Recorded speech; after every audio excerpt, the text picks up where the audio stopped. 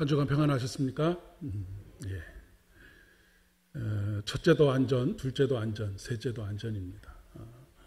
여러분을 지키는 것이 교회를 지키는 것이고, 교회를 지키는 것이 또 여러분을 지키는 것이라고 하는 것 꼭 기억하시고,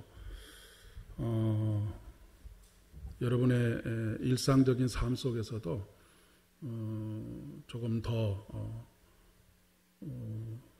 예수님을 믿지 않는 사람들보다 조심하셔서 교회가 사회의 지탄이 대상이 되지 않는 그런 곳이 될 수 있도록 적극적으로 협조해 주시면 감사하겠습니다. 요즘 신문에 그런 그 기사 타이틀을 본 적이 있습니다. 인간이 멈추자 지구가 살아나고 있다라고 하는 말입니다. 코로나19가 확진자가 100만 명이 넘어서면서 인류의 이동이 멈췄습니다. 비행기가 멈추고 자동차가 멈추고 공장들이 멈춰섰죠. 물론 지금 조금씩 그 경계들이 조금씩 풀어지고 하는 과정 속에 있습니다만은 그로 인해서 피해가 산더미처럼 불어나고 있습니다. 전 세계의 경제가 휘청거리고 있다라고 말해도 과언이 아닐 정도입니다. 이전에는 나라의 경제가 마이너스 성장을 한다 그러면 세상이 무너질 것처럼 그렇게 얘기했는데 선진국들 중에 마이너스 성장을 하지 않는 나라가 단 한 나라도 없을 정도로 그렇게 심각한 경제적인 상황 속에 놓여져 있습니다. 몇 번에 걸쳐서 말씀드렸지만 많은 사람들이 코로나에 걸려 죽는 것보다 굶어 죽는 것이 더 두렵다라고 말할 정도로 그런 극심한 공포 속에 지내고 있는 것 같습니다. 하지만 반대로 긍정적인 효과가 있습니다. 인간의 이동이 멈추고 또 공장이 멈추게 되자 이산화탄소와 같은 배기가스들이 현저하게 줄어들기 시작을 했습니다. 보통 중국을 세계의 공장이라고 그렇게 이야기합니다. 세계 모든 선진국들의 생산기지, 공장이 다 중국에 있다라고 해도 과언이 아닙니다. 중국의 우한에서 코로나가 발생하게 된 이유 중에 한 가지도 그것이 비약적인 그런 경제성장, 공장들이 세워지고 한 것하고도 연관이 있다라고 이야기할 수 있을 것 같습니다. 그런데 이 세계의 공장이라고 하는 중국의 공장들이 문을 닫기 시작하자 대기의 질이 현격하게 좋아졌습니다. 2월달, 3월달, 4월달, 5월달 이 중국의 공장들이 문을 닫고 공장을 돌리지 않으면서 탄소의 배출량이 3분의 1로 줄었다고 합니다. 그래서 나타난 긍정적인 효과들이 뭐냐면 그동안 30년 동안 인도에서 히말라야 산이 보이질 않았는데 대기의 질이 깨끗해져서 인도에서 히말라야 산이 보이기 시작했다고 합니다. 그리고 또 인도에서 개체수가 현격하게 줄어들어서 이 바다 거북이가 계속해서 줄어들어가고 있었는데 바다 거북이 수십만 마리가 다시 해변에 오르게 되는 그런 결과들도 나타나게 됐고요. 멀리 외국의 사례를 이야기하지 않아도 여러분 작년 같았으면 우리가 미세먼지 때문에 봄에 얼마나 고통을 받았겠습니까? 그런데 올해는 미세먼지 때문에 고통스럽다라고 말하는 날들이 거의 없을 정도로 그렇게 대기의 질이 깨끗해졌습니다. 그런데 문제는 일시적인 현상이라고 하는 것입니다. 이미 한 번의 학습 효과가 있었는데 이전에 금융 위기가 있었을 때 공장들이 많이 이렇게 망하게 되고 그래서 공장들이 돌아가지 않으면서 일시적으로 지금처럼 탄소 배출량이 확 줄어들었었던 때가 있었습니다. 그런데 오래되지 않아서 다시 그 원상 회복되어지고 매년 한 해에 그 발생하는 이산화탄소의 양이 5억 톤 정도 된다고 하는데 그것이 4억 톤 밑으로 내려놨다가 다시 5억 톤 이상으로 그렇게 올라갔다라고 하는 이야기를 듣습니다. 굶어 죽게 생겼다라고 하는 아우성 때문이기도 하고 다시 공장이 돌기 시작하고 있습니다. 이제 사람들의 이동이 조금 빈번해지지 않을까 싶습니다. 그동안 인천공항에 하루 2,000명의 승객들이 있었는데 지난 한 주 동안은 하루 평균 10,000명의 사람들이 인천공항을 찾고 있다고 합니다. 물론 인간의 삶을 멈춰 세울 수는 없습니다. 모든 공장을 멈춰 세울 수는 없습니다. 그렇기 때문에 공장을 멈춰 세울 수 없다고 한다면 우리의 삶을 바꿔야 합니다. 다른 방법을 찾아야 하는 것이죠. 화석연료를 사용하지 않고 이산화탄소와 같은 배기가스를 배출하지 않는 연료들을 사용하기 위해서 적극적으로 나서야 한다라고 그렇게 이야기할 수 있겠습니다.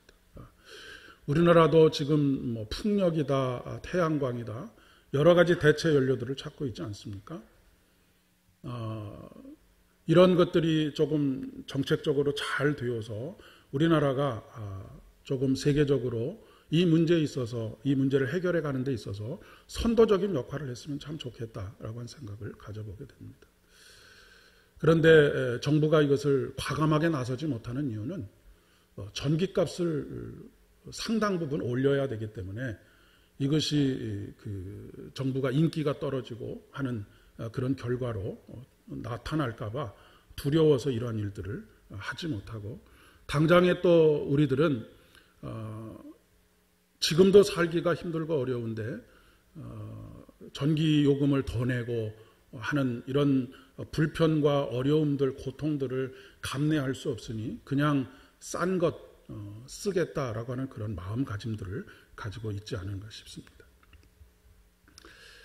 왜 이 이산화탄소와 같은 배기가스를 줄이는 것이 중요하냐면 이산화탄소가 많이 배출되면 배출될수록 지구의 온도가 올라가기 때문에 그렇습니다.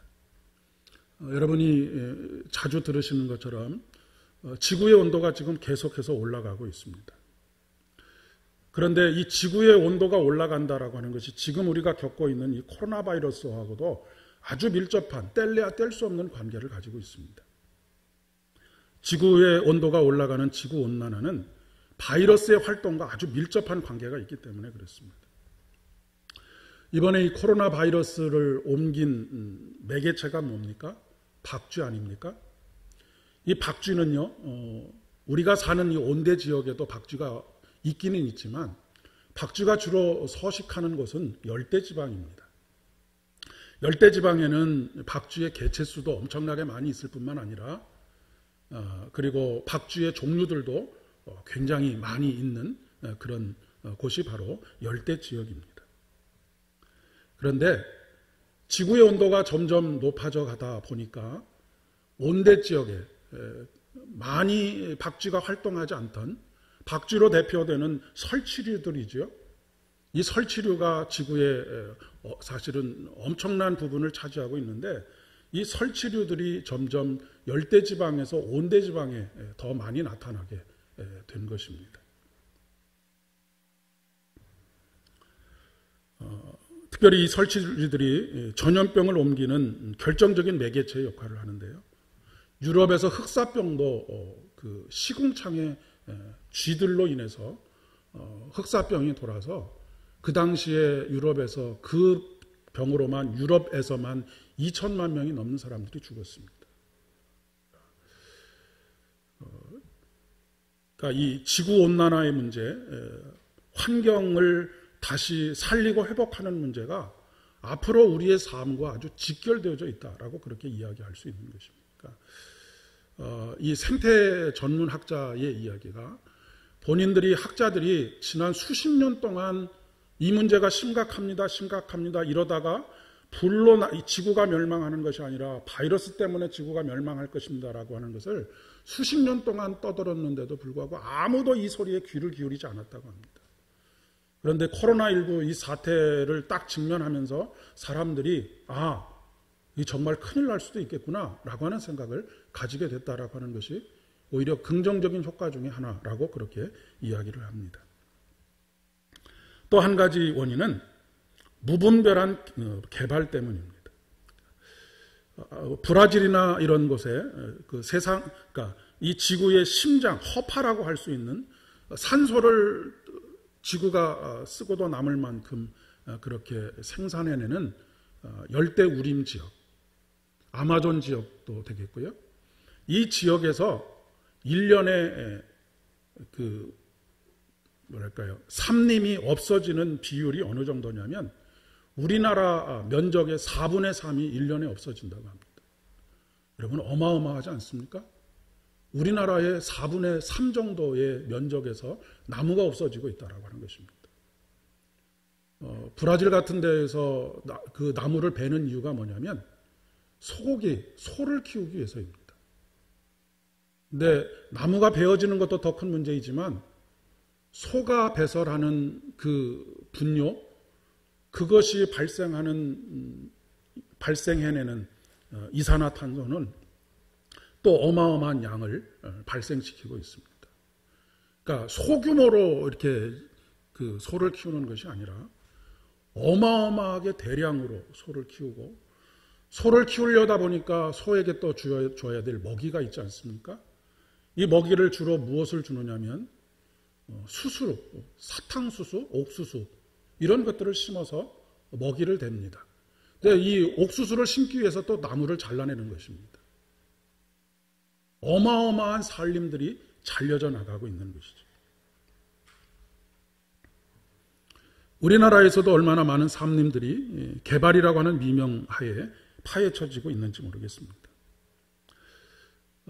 얼마 전에 막 그 시위를 하고 했었던 제주도의 비자림 같은 경우에 그곳에 그 나무들, 거기에 심겨져 있는 나무들이 뭐 500년에서 800년 정도 된 나무들인 뿐만 아니라 세계적으로도 희귀한 그런 나무들인데 길을 넓혀야 된다라고 하는, 다른 곳으로 조금 불편하더라도 우회해도 되는데 길을 곧게 내야 하겠다라고 하는 것 때문에 가차없이 잘려져 나가는 그런 일들이 우리나라에서도 비일비재하게 일어나고 있습니다.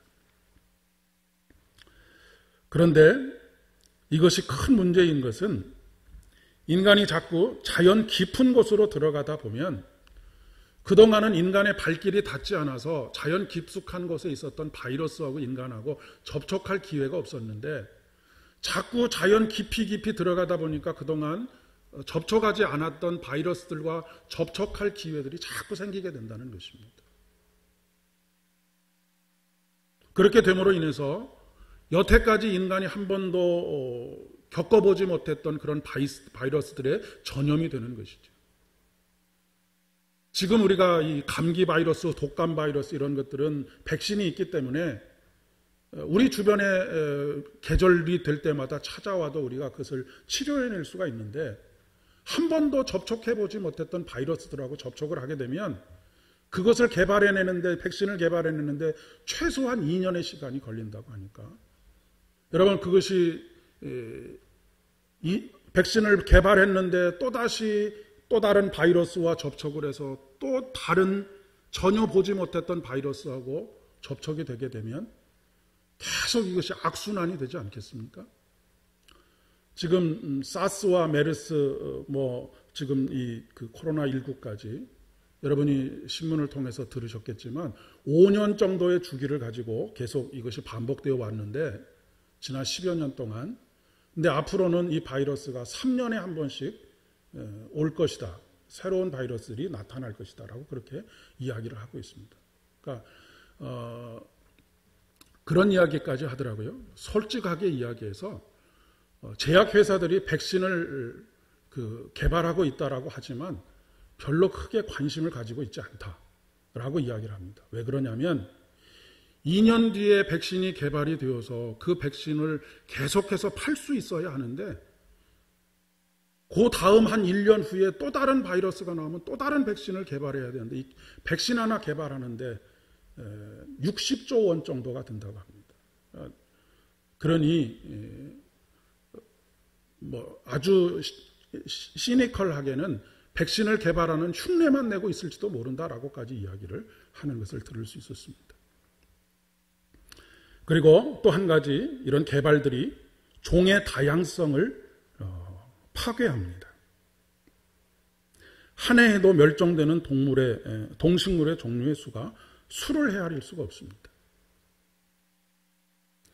그러니까 종의 다양성이 사라지게 되는 것, 아까 제가 말씀드린 것처럼 열대우림을 다 밀어버리고 옥수수를 다 갖다 심으면 옥수수를 이제 파괴하는 벌레들이 생기지 않겠습니까? 종이 다양했을 때는 만약에 사람에게 있는 바이러스가 다른 동물, 그 바이러스의 내성을 가지고 있는 다른 동물에게 이렇게 옮겨지면 옮겨지지가 않고 거기서 이렇게 단절이 되는데, 종의 다양성이 사라지고 같은 도시 안에 사람들로만 가득 채워져 있으면 바이러스가 끊어질 기회가 없다라고 하는 것입니다. 그래서 종의 다양성이 사라지는 것이 바이러스의 문제와 아주 밀접한 관계가 있다라고 그렇게 이야기를 하고 있습니다. 인간의 자업자득이 아닐 수 없다라고 그렇게 생각이 됩니다. 지금이라도 조금 멈추어 서서 지구온난화와 파괴적인 생태 변화를 초래하는 우리의 그런 식습관에서부터 생활습관까지를 바꾸어야 되지 않겠는가. 바꾸어야 되지 않겠는가가 아니라 바꾸어야 됩니다라고 그렇게 말씀드릴 수밖에 없습니다. 과잉 생산이 과잉 소비로 이어지는 악순환의 고리. 여러분 가정을 한번 생각을 해보십시오. 이사를 한번 해보면 아주 여실히 드러나는데, 저희가 미국으로 처음에 유학을 떠날 때에 짐을 정리하는데 저희 집에 있었던 짐들 중에 버리고 가야 할 짐들이 그렇게 많은 줄을 몰랐습니다. 그 얘기는 무엇일까요? 제가 집에 쓰레기를 가지고 살았다라고 하는 그런 의미입니다. 사놓고 단 한 번도 사용하지 않았던 것도 있고요. 사놓고 한두 번 쓰고 당장에 필요한 것 같아서 샀지만, 그리고 당장에 불편을 해소해 줄 것 같아서 샀지만 필요 없는 것들이 우리 주변에 널려 있습니다. 그리고 그것을 생산하기 위해서 이산화탄소가 어마어마하게 배출이 되어지고, 그러니까 우리가 우리의 삶을 조금 더 단순화시킬 필요가 있습니다. 특별히 오늘 이번 주일이 경건절제 주일입니다. 초기에 종교개혁을 일으켰던 개신교들이 늘 그 삶의 어떤 이정표처럼 생각하고 있었던 것이 뭐냐면 경건하고 절제하는 삶입니다. 단순한 삶을 살아가는 것. 많은 것을 소유하지 않고 꼭 필요한 것들만 소유하고 필요한 것들만 소비하면서 사는 것.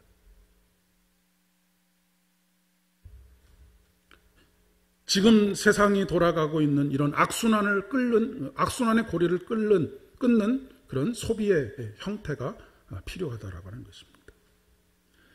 그렇지 않고 인간의 끊임없는 욕망을 이대로 그대로 놔두면 지구는 결국 바이러스 때문에 망하게 될 것이다 라고 하는 말이 결코 허언이 아닐 것 같습니다. 이 세상은 성삼위 하나님께서 땀 흘려서 창조하신 땅입니다. 오늘 시편 8편에 있는 말씀처럼 하나님이 창조하신 세상의 아름다움들, 하나님께서 우리에게 맡겨주신 사명은 하나님께서 창조하시고 보존하시고 유지하시고 고쳐가면서 회복해 가시는 그 나라를 하나님과 더불어서 보존하고 유지하고 회복하는 역할들, 사명들을 우리에게 맡겨주셨다라고 하는 것입니다. 오랫동안 우리 개신교 신앙에 왜곡과 오해를 불러왔던 그런 신학적인 흐름이 하나 있는데, 그것이 오늘 창세기 1장의 말씀에서 하나님이 그들에게 복을 주시며 하나님이 그들에게 이르시되 생육하고 번성하여 땅에 충만하라, 땅을 정복하라 라고 하는 말씀에 대한 그릇된 신학적 해석입니다. 특별히 여기서 문제가 된 단어가 뭐냐면 땅을 정복하라입니다.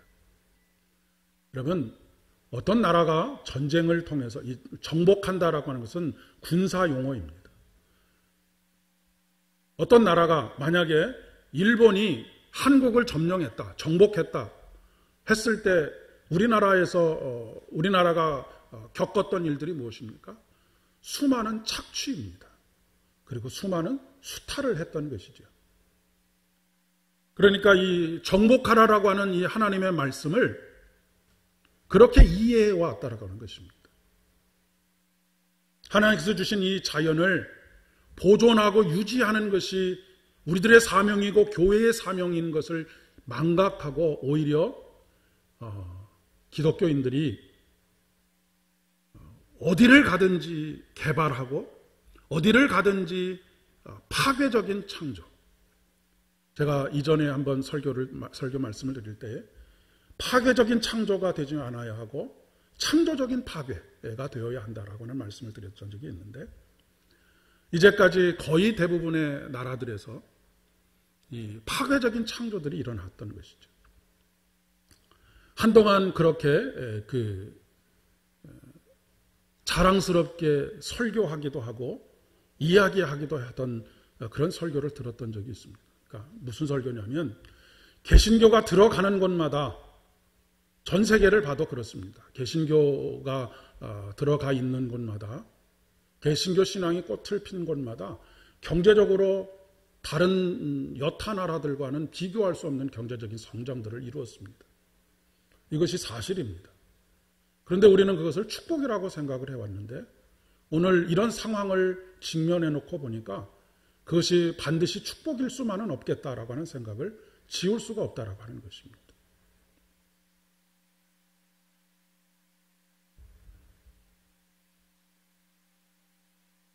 착취가 일어나고 자연을 수탈하는 일들이 일어나게 되었던 것입니다.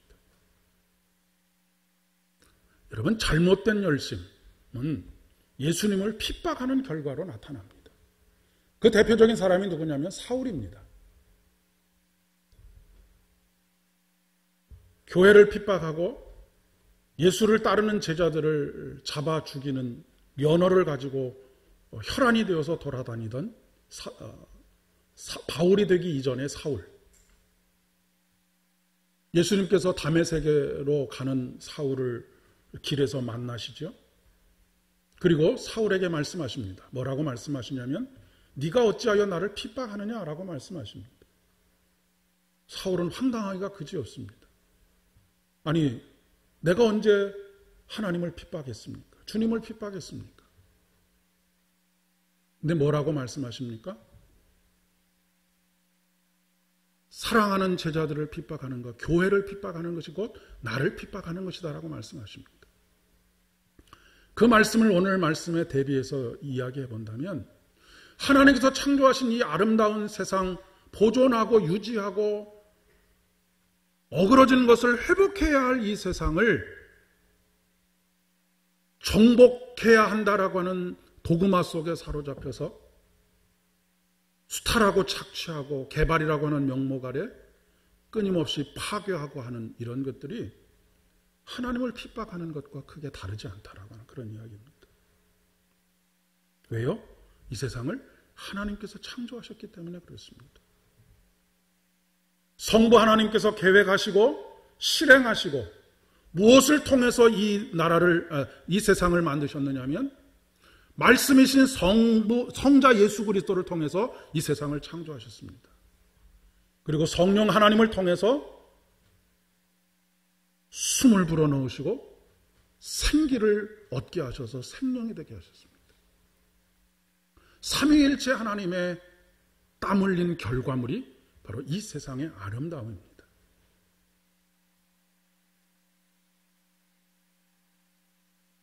오늘 환경 문제에 있어서 우리의 삶의 태도가 그렇습니다.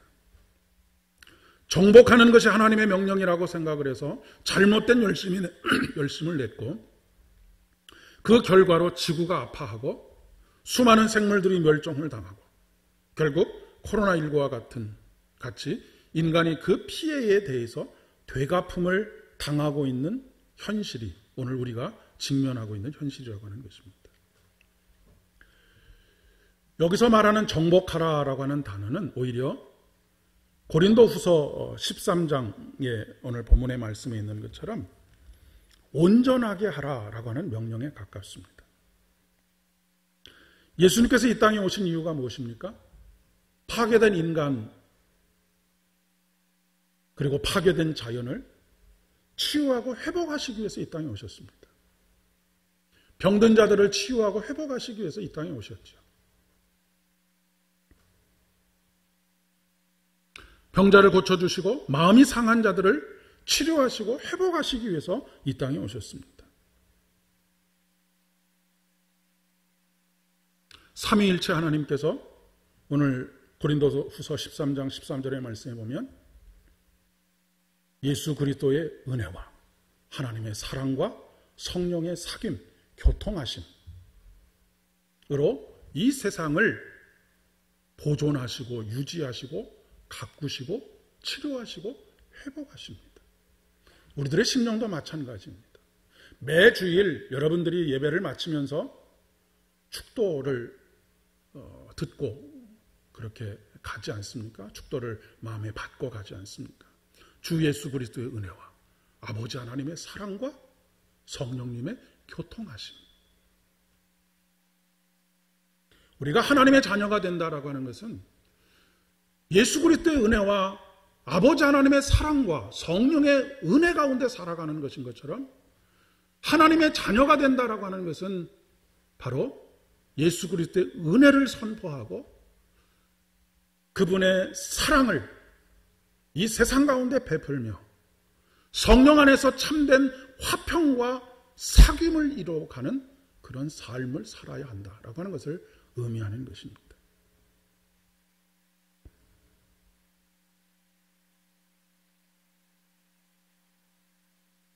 어떻게든지 우리가 아끼고 또 아껴야 되지 않겠습니까? 어떻게든지 그 아름다움을 잃지 않도록 지키고 보존하고 유지해야 하지 않겠습니까? 지지난주에 교회 정원에 돈이 많지는 않아서 꽃을 일부 사다가 심었습니다. 우리 권사님들 중에 또 이쁜 장미를 갖다가 심어주셔서 조금 더 빛이 나게 됐는데, 여러분 만약에 그렇게 아름답게 갖고 놨는데 저희 집에 군사들이 많지 않습니까? 4명의 아이들이 나와서 꽃을 발로 탁 차서 꽃대를 부러뜨리고 꽃을 심겨 있는 꽃을 뽑아버리고 한다라고 한다면 저희 부부의 마음이 어떻겠습니까? 하나님의 마음도 마찬가지리라 그렇게 생각합니다. 하나님께서 땀 흘려서 만드신 이 세상, 보시기 아름답게 만들어 놓으신 이 세상, 하나님의 자녀들이라고 한다면 오히려 그것을 알지 못하고 와서 망가뜨리려 하고 뽑아내려고 하고 발로 차내려고 하는 사람들을 그렇게 하지 못하도록 지키는 것이 자녀된 도리가 아니겠습니까?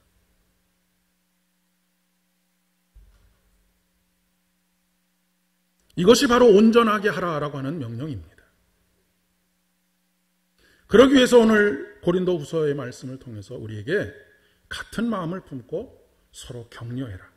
그리고 자연을 정복의 대상이 아닌 화평을 이루어가야 되는 대상으로, 사귐의 대상으로 그렇게 인정하라라고 말씀하고 계십니다. 이 정복하라라고 하는 말씀은 또한 문화 명령이기도 합니다. 이 땅에 그리스도의 문화가 꽃피울 수 있도록 만들어가는 것이죠. 그리스도의 문화를 만들어간다. 어떤 문화냐? 그것은 바로 은혜와 사랑과 사귐의 문화를 만들어가는 것입니다. 보존하고 유지하고 살려내는 문화입니다. 온전하게 하는 문화입니다. 파괴하는 문화가 아니라 죽이는 문화가 아니라 생명의 문화, 살리는 문화.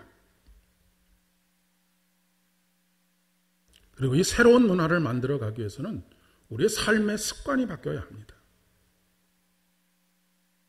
좋은 습관을 가져야 하는 것이죠. 하지만 어려움이 하나 따릅니다. 그것은 무엇이냐면 불편함입니다.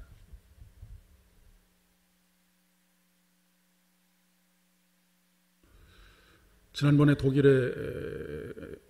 독일이었든지 프랑스였든지 그 기억이 좀 가물가물한데 여름에 거의 에어컨을 틀지 않고 사는,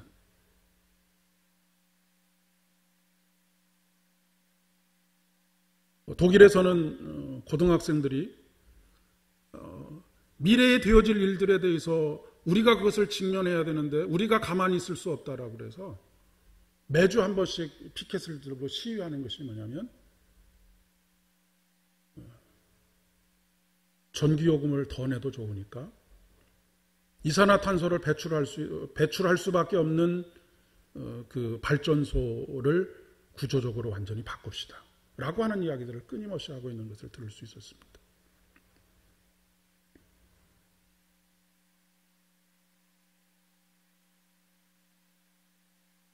예수께서 나와 말씀하여 이르시되 하늘과 땅의 모든 권세를 내게 주셨으니, 권세를 주었다라고 하는 것은 단순히 능력을 주었다라고 하는 것이 아니라 아까 말씀드렸던 예수 그리스도의 은혜와 그 하나님의 사랑과 성령의 사귐, 평화를 이루어가는 그분의 노력, 이것을 우리에게 주셨다라고 하는 것입니다. 그러니 그것을 가지고 너희는 가서 모든 민족을 제자로 삼아 아버지와 아들과 성령의 이름으로 세례를 베풀고 내가 너희에게 분부한 모든 것을 가르쳐 지키게 하라. 이 말씀을 우리는 단순히 전도를 하라는 말씀으로만 축소하고 생명을 구원하는 일, 그것으로만 믿지 않는 사람을 교회로 데려오는 일로만 생각했는데 이 명령은 훨씬 더 넓은 의미를 가지고 있습니다. 지금까지 우리가 생각했던 그것을 포함해서 이 땅 위에 그리스도의 문화를 만들어가는 것, 그리스도의 문화를 만들어가는 것이다라고 하는 것은 하나님께서 교회 안에서만 하나님이 아니시고 온 땅의 하나님으로서 모든 곳 가운데 하나님의 통치가 이루어지도록 하는 것. 여러분, 이 세상의 주인은 누구입니까? 우리들입니다. 왜요? 우리가 아버지 되시는 하나님의 상속자들이기 때문에 그렇습니다. 자녀들은 상속을 받지 않습니까? 부모에게 상속을 받는 것이 바로 자녀들입니다. 그러니 하나님께서 창조하신, 하나님께서 소유하신 이 세상은 바로 우리의 것입니다. 그런데 우리는 교회 밖을 나가면 저 세상은 다른 세상인 것처럼 생각합니다. 그래서 무관심하고 그곳에서 어떤 일을 해도 아무 말도 하지 않고, 오늘날 교회가 해야 할 일은 멈추십시오, 그렇게 하지 마십시오 라고 말할 수 있어야 합니다.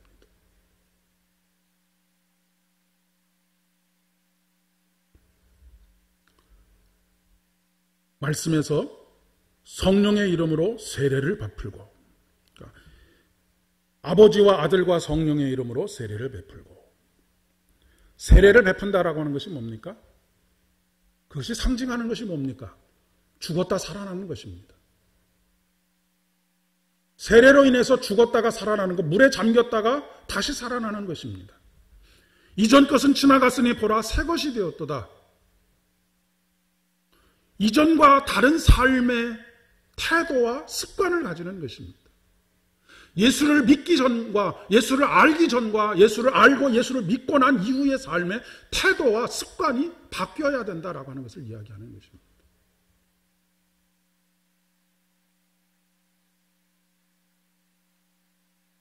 이 문화를 창조주 하나님의 자녀들인 우리들이 주도해 가야 한다라고 하는 것입니다.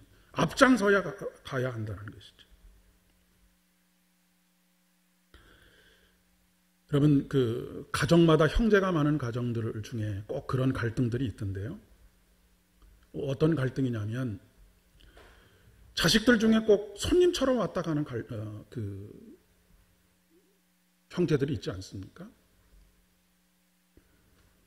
뒤늦게 선물 비싼 거 하나 사들고 와가지고 그렇게 오면 막 환영하고 어서 오라고 오래간만이라고 그렇게 환영받고 집에 와서는 거의 손에 물 한 방울 대지 않고 있다가 또 일이 있어서 일찍 가야 된다고 그렇게 가는 사람들입니다.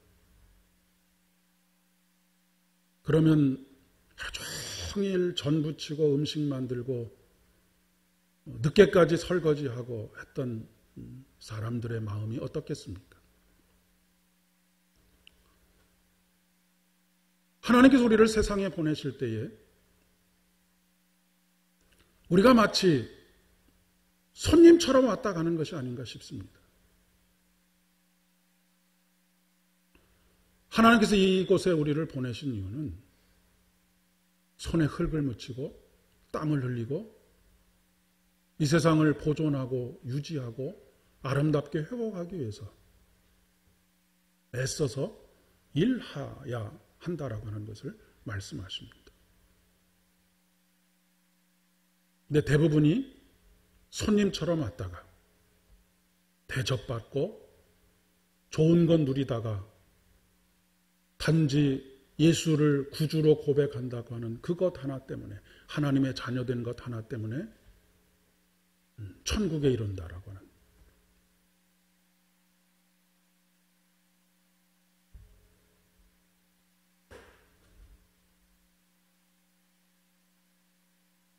사랑하는 여러분, 손님처럼 교회에 오지 마시기를 바랍니다. 생활 속에서도 손님처럼 신앙생활을 하지 마시길 바랍니다. 세상을 보존하고 유지하고 회복하는 일에 우리의 손에 물도 묻히고 더러운 것도 만지고 해야 합니다. 내가 그렇게 살고 그것을 세상 사람들에게도 가르쳐 지키도록 하라라고 하는 명령이 바로 오늘 20절의 명령입니다. 내가 너에게 분부한 모든 것을 가르쳐 지키게 하라. 우리가 세상에 가르쳐야 할 것이 바로 이것입니다. 그래서 온 땅 가운데 이 세상을 창조하시고 보존하시고 회복하시는 하나님의 영광을 드러내야 하는 것이죠. 이것이 우리의 사명이고 우리의 책임입니다. 이번 한 주도 여러분의 발걸음이 닿는 곳마다 하나님께서 창조하신 아름다운 인간의 아름다운 자연의 모습들, 아름다운 관계들의 모습이 예수 그리스도의 은혜와 아버지 하나님의 사랑과 성령의 사귐으로 가득 차 있는 그런 생명의 자리, 살리는 자리 되실 수 있기를 진심으로 축복합니다. 함께 기도하겠습니다.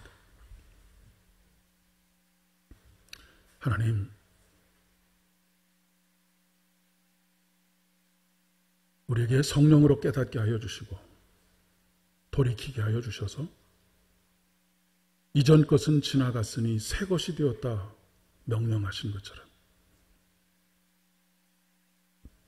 우리의 삶이 새롭게 되어지게 하시고 우리의 태도가 새로워질 수 있도록 은혜를 더하여 주셔서 이 땅 위에 예수 그리스도의 은혜와 하나님의 사랑과 성령의 평화를 위하는 사귐이 우리의 발걸음이 닿는 곳마다에서 넘쳐나요.